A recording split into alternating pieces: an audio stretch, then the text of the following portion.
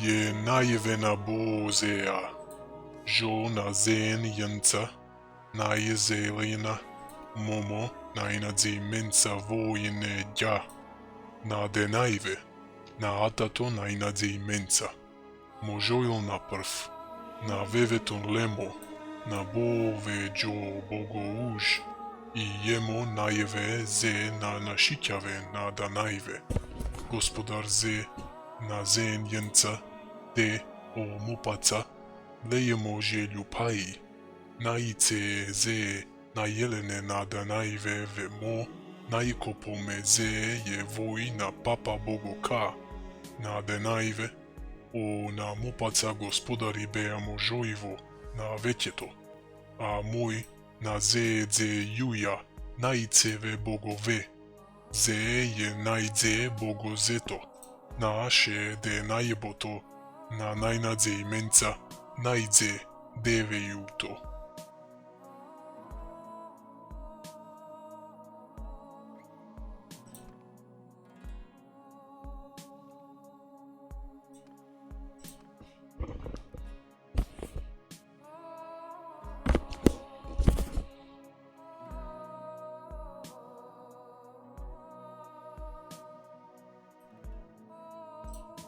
In our previous videos, we delved into the extraordinary breakthrough achieved by two visionary Macedonian scholars, Aristotle Tentov and Tome Borshevsky, who unlocked the enigmatic code of the Rosetta Stone.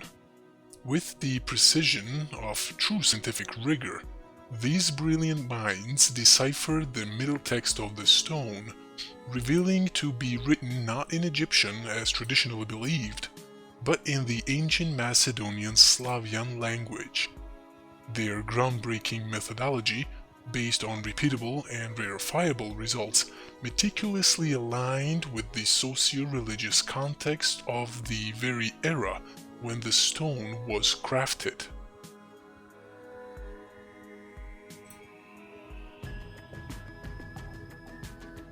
Through careful observation of the inconsistencies and irregularities in the mainstream interpretation and reading of the middle text, Tentov and Borshevsky daringly proposed that this text was not Egyptian at all, but rather a completely different language, possibly syllabic in nature.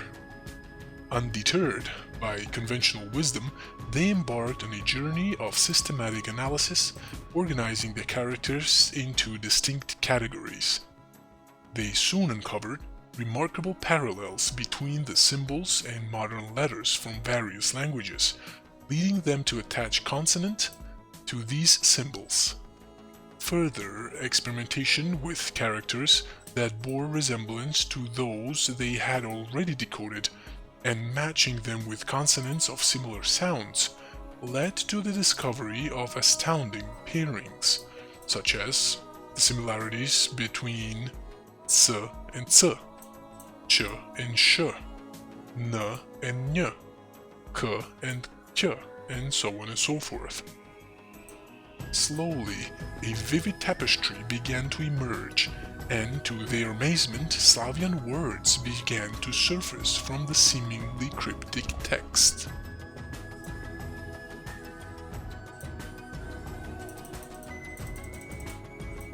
With their initial breakthrough in hand, Tentov and Borshevsky were not content to reset or rest on their laurels. They sought to confirm the objectivity and reliability of their findings, boldly applying their method to the Canopus stones, which were also crafted by the same Ptolemaic dynasty. And what did they discover? The same remarkable results, clear, repeatable, and always famed, with the socio-religious context of the time when the stones were set in place. The evidence was irrefutable. The middle text of the Rosetta Stone was indeed written in Ancient Macedonian Slavyan language.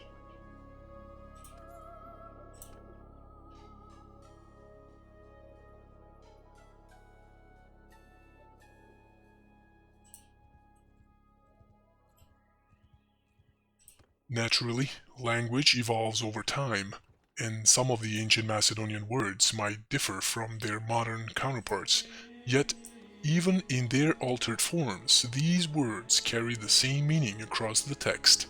Words like ve, ze, ze, ze, bo still resonate with modern Macedonian, preserving their original meanings. Through etymological analysis, it became clear that these terms were distinct words in Ancient Macedonian, consistently maintaining their context throughout the text. From this, specific reading rules began to crystallize, forming a coherent and masterful understanding that culminated in the monumental discoveries of Aristotle Tentov and Tome Bolshevsky. This awe-inspiring journey of intellectual discovery not only sheds new light on one of the world's most iconic artifacts, but also reinforces the enduring power of language, culture, and history in connecting us to our ancient past. Now, before we embark on this thrilling exploration of ancient history and language, take a moment to inhale deeply and let the anticipation of unveiling long-forgotten secrets fill in the air with a sense of magic and wonder. We are about to uncover knowledge that has been hidden for centuries, awaiting discovery by those daring enough to seek it.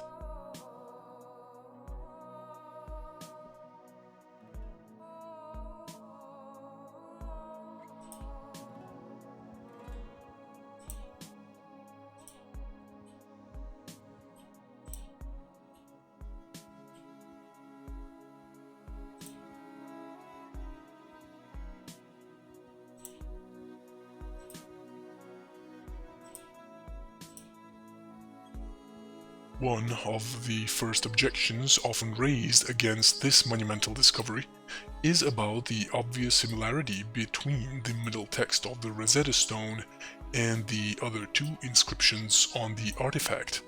Many believe that the Egyptian hieroglyphic text aligns perfectly with the lowest Koyne Greek text, but this assumption is simply not true. In truth, the hieroglyphic text doesn't translate one-to-one with the Greek. On numerous occasions, deities are described by their functions, resulting in one Egyptian god corresponding to several Hellenic gods, and vice versa. With this understanding in mind, we should expect similar patterns in the middle text of the Rosetta Stone where the Ancient Macedonian Slavyan language aligns with the other two texts. However, while the details may vary, the overarching subject matter remains consistent.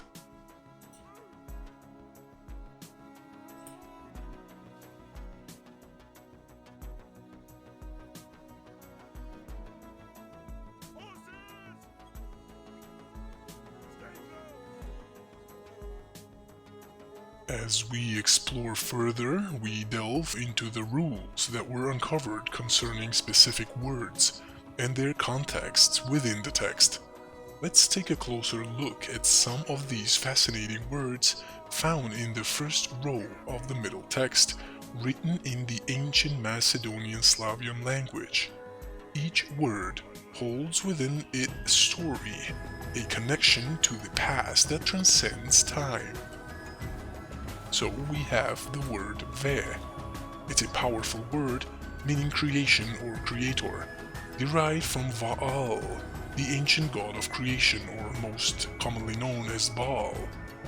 This term is deeply tied to mystical teachings and represents a great craftsman or master of profound wisdom. In modern Macedonian, Macedonians say vele maistor to refer to a great master or a great craftsman. Next is the word bo, symbolizing a heavenly young soul. This term resonates with purity and innocence. In modern Macedonian, bebe is used to refer to a baby brought down to lower dimensions, namely to our plane of existence, or a young soul, echoing the same meaning. The word ze the light of the young moon or moonlight, is word is associated with glory and the mystical teachings of Ve. It reflects a deeper meaning that transcends the celestial, connecting the physical with the spiritual. The word Jo, a protector. This word signifies guardianship, safety, and care, essential qualities of any leader or deity. Next is Momo, meaning last. This word signifies the end of something, whether a cycle, a journey, or a significant event. Ya, referring to Egypt. This word connects directly to the ancient land of Egypt when paired with the word for up, pa. The combination Yopa brings us closer to the modern word for Egypt. Next is the word Veve, a phrase used to convey awe. Veve means master, master, a reverent expression of respect and admiration. Next is Lemo, meaning to resemble. This term reflects likeness and connection. In modern Macedonian, the word na likuva is used to describe something that resembles or is similar to another, having the ancient word in its root. Jo, an earthly sacred animal, a deity of sorts. This word signifies a creature or great significance, one revered and held in high regard in the mystical teachings of ancient Macedonia. The next word is Ze, referring to the sun's light. This word carries deep spiritual meaning. It also connects to the ancient term Ve'el Zevov, which is another term for Baal. Broken down, Ve'el Zevov means God Ve is in the sun, further linking divine power to the celestial body. Next word is the word Kya, signifying a protector, gatherer, or shepherd. This word finds its modern counterpart in the Macedonian word Kaya, which also means shepherd. De, simply put, this word means deity, referring to a divine being or God.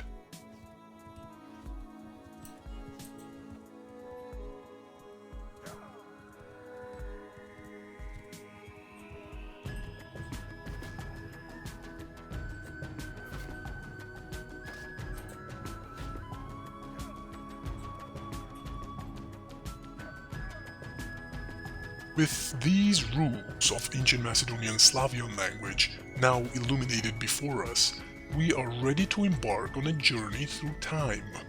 These words, deeply rooted in ancient belief systems and mystical teachings, are now merely linguistic curiosities. They are the key to understanding a hidden world, one where language, culture, and spirituality intervene in powerful and eternal ways. Together, we will uncover the wisdom of the ancients, piecing together a picture of history that has long remained obscured in the shadows of time. Now, let us journey into the heart of the ancient Macedonian translation and explore the true meaning hidden beneath the surface of these words. We have the ancient Macedonian transcription. Ye Naivena bozea, jo na zen yenza, naizelena, momo naina ze mensa, voine ja, na de naive, na atato naina ze mensa, mojoil na prf, na veveton lemo, na bove jo bogo uj, I jemo naive ze na nashikave, na de naive, gospodar, ze na zenjenca, de o mopaca, lejemo želju pai, najce ze najlene na de najve, mo najkopome ze, je voj na papa bogo, ka, na de najve, na mopaca gospodari bea mojoivo na vechedo. A moi na ze juja. Najceve bogove. Ze je najce bogozeto.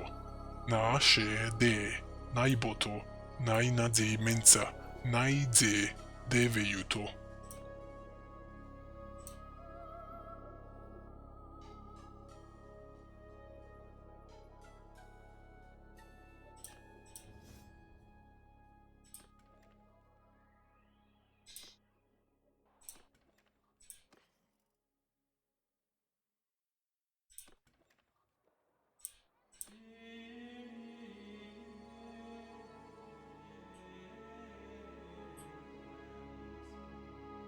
Next, before us, also lies a remarkable translation made by Samuel Sharp in 1871 of the first row of the lowest Koyne Greek text from the Rosetta Stone, translated into English.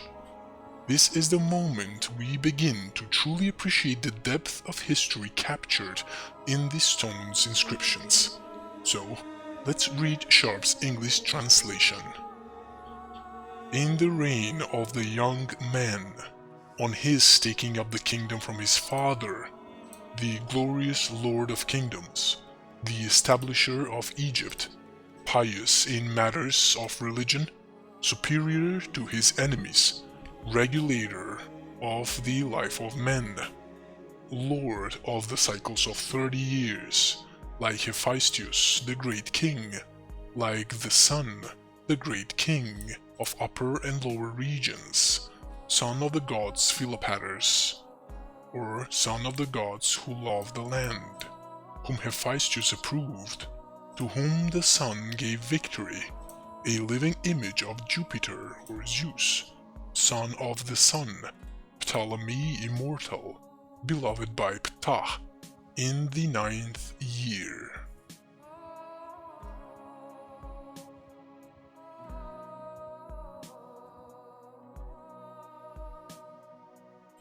Next, we will read the English translation of the Ancient Macedonian language. Is the most Vedic baby, or belongs to god Ve, or is instructed in the religious matters of the young moonlight. Another word of reading the first sentence is or rules Vedic bright young soul, protector of the bright young bulls, last in order to grab the land for himself, or the finished founder and inheritor of the kingdom. The brightest name, or the pharaoh, on this our Jah, Egypt, end of our Danaians. He took it from the father of our brightest name, of the pharaoh. He is the manliest man, or superior to others. Of the master he resembles, or resembles Hephaestion. Of the young souls, a sacred animal, the prime snake god, a mother is he, the most blessed protector, shepherd of the Danaians. He is the master too. He is the sunlight of the bright young bulls, a deity from our upper lands that sings and fulfills the wishes of the Laetans, or the people. The most precious mystical moonlight pours on him for the Danaians to be a mother protector, or brings him victory from the most bright and beautiful heavenly city. He belongs to the upper god Ka. Of the Danaians from our upper lands, the lords were the eternal men, the Macedonians, and the great mother was his brightest light. He is as the most precious god Ve, or as Jupiter. A brightest sun is our sun god, the pharaoh. Our deity, the youngest soul, or as beloved by Ptah, is our brightest name, or pharaoh, on this most beautiful day, the 9th.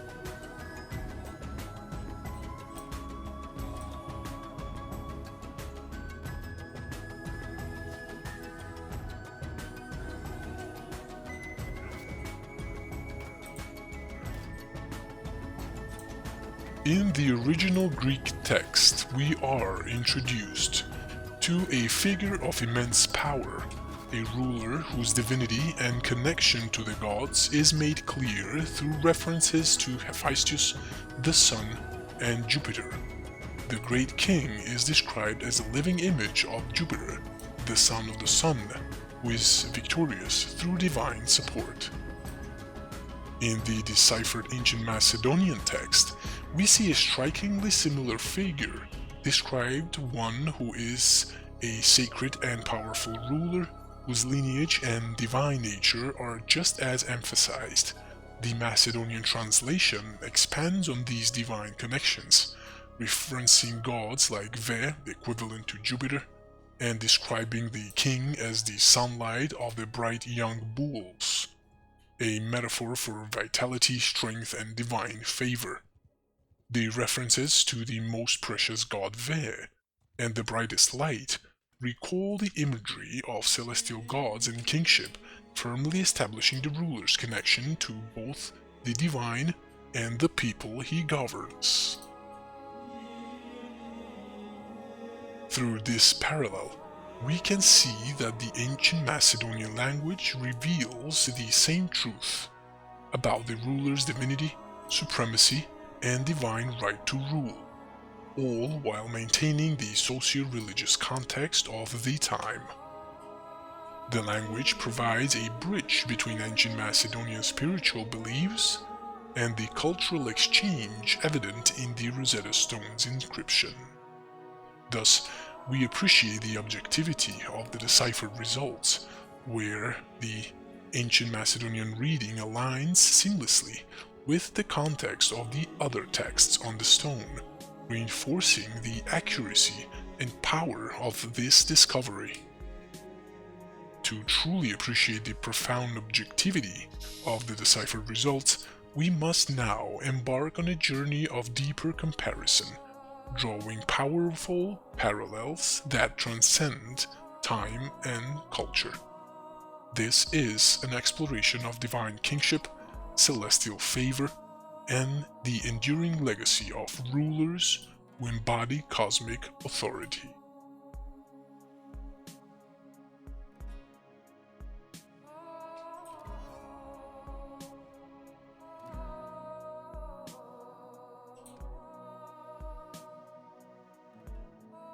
First comparison is about the ruler's youth and inheritance. The Koyne Greek text has, "in the reign of the young man, on this taking up the kingdom from his father, the glorious Lord of kingdoms, the establisher of Egypt, pious in matters of religion, superior to his enemies, regulator of the life of men."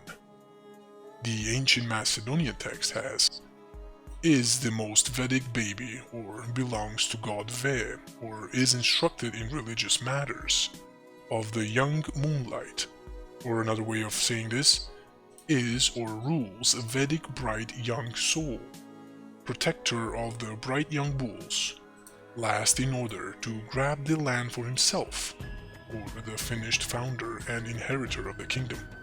The most visible name, the most bright name, on this our Jah, or Egypt, and of the Danaans, took it from the father of our Pharaoh. He is the manliest man, or superior to others." Both texts chronicle the rise of a young or youthful ruler blessed with divine favor and a legacy of power. The Koyne Greek text portrays the ruler as a young man who inherits the kingdom from his father, the glorious Lord of Kingdoms. His reign is marked by piety, superiority over adversaries, and a role as a regulator of the life of men, signifying a ruler whose divine mandate shapes both the spiritual and earthly domains. Meanwhile, the ancient Macedonian text amplifies these cosmic and divine connections, portraying him as the most Vedic baby, or a soul, instructed by god Ve, destined to protect the bright young bulls and rule the land. Described as the brightest name, the ruler is portrayed not only as superior to his enemies, but as divinely ordained to inherit and protect the kingdom. The parallels are clear. Both texts celebrate the divine light of this young ruler, but the Macedonian version highlights his cosmic purpose and youthful vitality, elevating his mission as one deeply connected to divine wisdom and universal protection.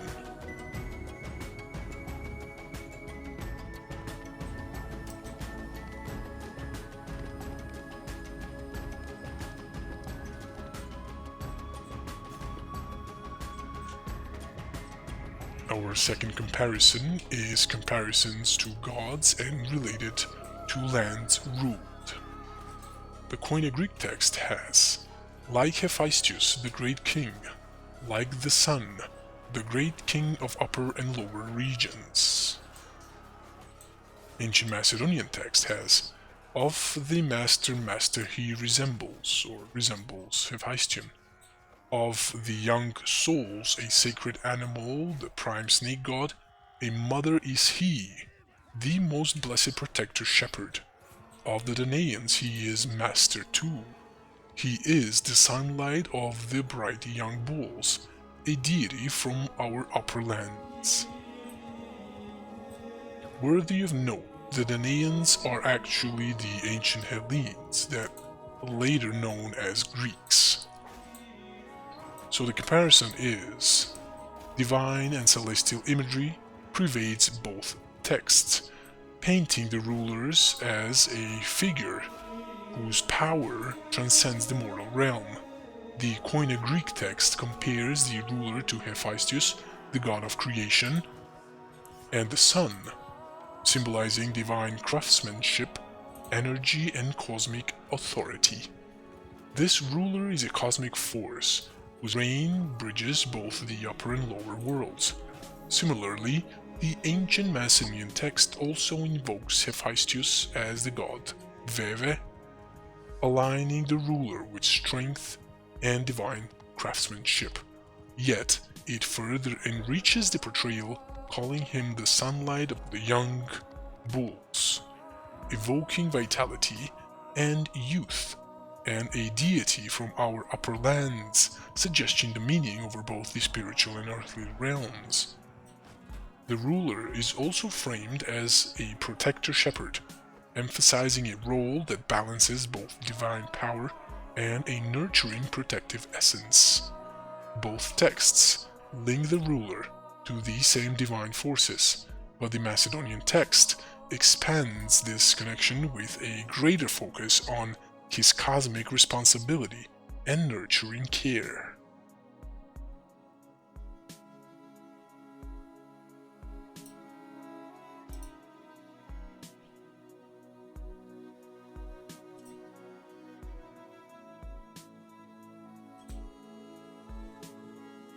The next comparison we have is about the divine lineage and role among the peoples. The Koyne Greek text has, son of the gods Philopatters, or son of the gods who love the land. The ancient Macedonian text has, sings or fulfills the wishes of the Laetans, or the ordinary people. So, the Koyne Greek text highlights the ruler's divine lineage, calling him the son of the gods who love the land, underscoring his connection to powerful deities tasked with ensuring the prosperity of the realm.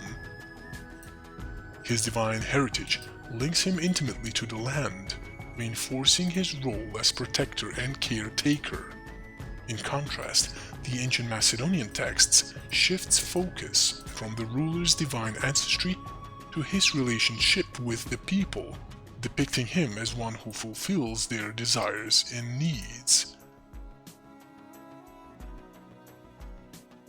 This emphasizes a ruler who, divinely favored, is also deeply connected to the earthly realm through his service to the common people. The Macedonian text underscores his earthly responsibilities, portraying him as a leader who listens to the people, fulfilling their wishes as a means of expressing his divine favor. and in turn, the gods love the land. Thus, while both texts affirm divine authority and the ruler's love for his country, the Koyne Greek text focuses on the ruler's celestial heritage in this case, while the Macedonian text in this case emphasizes his earthly role in shaping the lives of his people.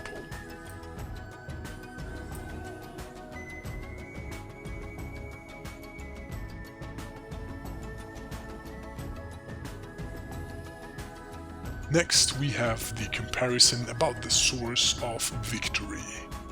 The Koyne text, or the Greek text, has "to whom the sun gave victory." The Ancient Macedonian text has "the most precious mystical moonlight pours on him for the Danaians to be a mother protector from the most bright and beautiful heavenly city." In other words, the mystical moonlight, or the mystical divine knowledge he has, brought him victory. Both texts link the ruler's triumphs to celestial forces, yet the nature of these forces is distinctly different. In the Koyne Greek text, the sun is the source of the ruler's victory, its light a symbol of cosmic power and divine favor. This solar imagery signifies a ruler who, through the sun's strength, dominates over adversaries. The Ancient Macedonian text, however, speaks from the viewpoint of a Macedonian worldview, speaks of the mystical moonlight that pours over the ruler, symbolizing victory not only through celestial favor, but also through wisdom and mystical insight. The moonlight represents divine knowledge, empowering the ruler with the wisdom to protect and lead his people. Furthermore, his victory is rooted in the most bright and beautiful heavenly city, an even higher celestial domain emphasizing the ruler's connection to a divine, elevated realm. While both texts recognize the ruler's divine empowerment, the Koyne Greek text underscores his connection to raw cosmic power, the sun, while the Macedonian text highlights a deeper mystical wisdom, the moon.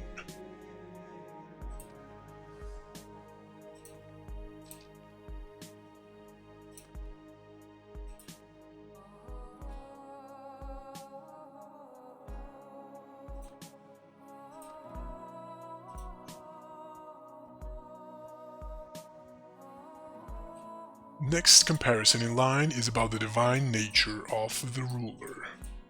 The Koyne Greek text has a living image of Jupiter, son of the sun, Ptolemy immortal. The Macedonian text has the Great Mother was his brightest light. He is as the most precious god Ve, or Jupiter. The brightest sun is our sun god, the Pharaoh. Both texts elevate the ruler to divine status, portraying him as an embodiment of celestial power.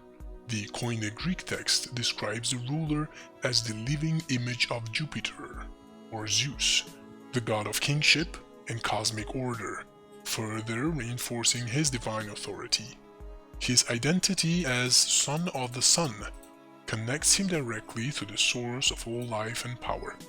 The phrase Ptolemy immortal enshrines him as an eternal figure, whose reign transcends time itself. The Ancient Macedonian text similarly associates the ruler with Jupiter through Ve, but it introduces the Great Mother as his brightest light, emphasizing a nurturing, protective force that accompanies him. This text also presents the ruler as the brightest sun, linking him to the sun and symbolizing his radiance and divine nature. While both texts emphasize his divinity and connection to the same celestial body, the sun, the Macedonian version layers the ruler's cosmic identity with maternal protection, further elevating his divine stature.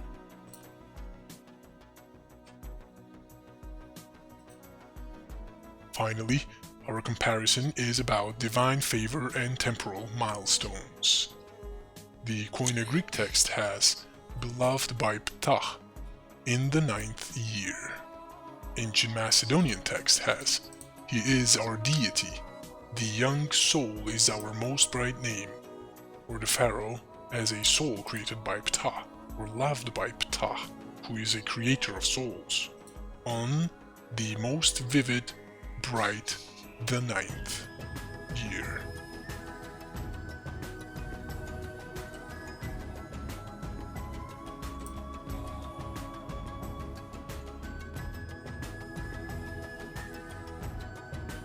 Both texts here highlight the ruler's deep connection to the god Ptah, the divine creator of souls, though they focus on different aspects of this relationship. In the Koyne Greek text, the ruler is described as beloved by Ptah, a sign of his favor with the creator god Ptah, with the 9th year, marking a significant point in his reign. The reference ties his divine relationship to a specific moment in time, underscoring the importance of the ruler's ongoing divine journey. The Ancient Macedonian text, however, places greater emphasis on the ruler's spiritual essence, portraying him as a soul created by Ptah, a divine being imbued with celestial power from birth. The 9th year holds spiritual significance, marked an important milestone in his divine journey. Both texts affirm the ruler's divine status connected to the same divine concept, the god Ptah, with the Koyne Greek text focusing on his temporal achievements and the Macedonian text on his spiritual rebirth and divine essence.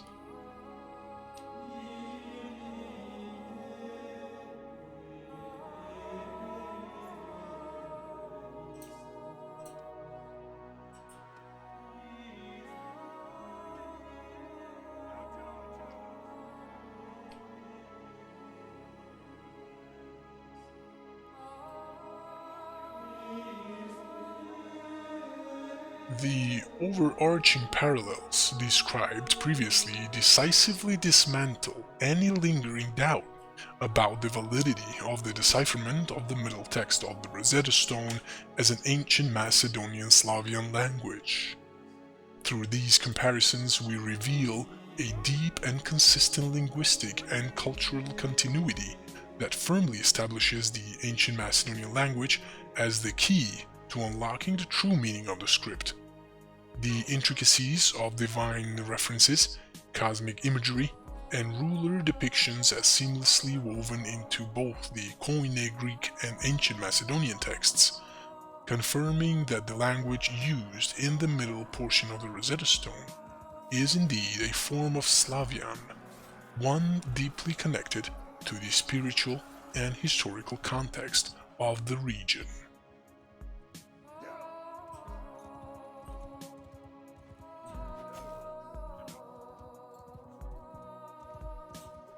In these profound comparisons, a divine ruler emerges, one whose sovereignty is rooted in celestial and divine forces. Across both Koyne Greek and Ancient Macedonian texts, the ruler is portrayed as a son of the gods, endowed with divine favor and protection that guide his reign. His connection to cosmic symbols like the sun and Jupiter or Zeus signifies his supremacy over both the earthly and divine realms. His victories are attributed not only to cosmic light, but to mystical wisdom and divine insight, reinforcing his mandate to rule. Whether he is revered by the gods or fulfills his wishes of the people, the ruler stands as a figure blessed with immortality, destined to lead with strength, wisdom, and cosmic favor.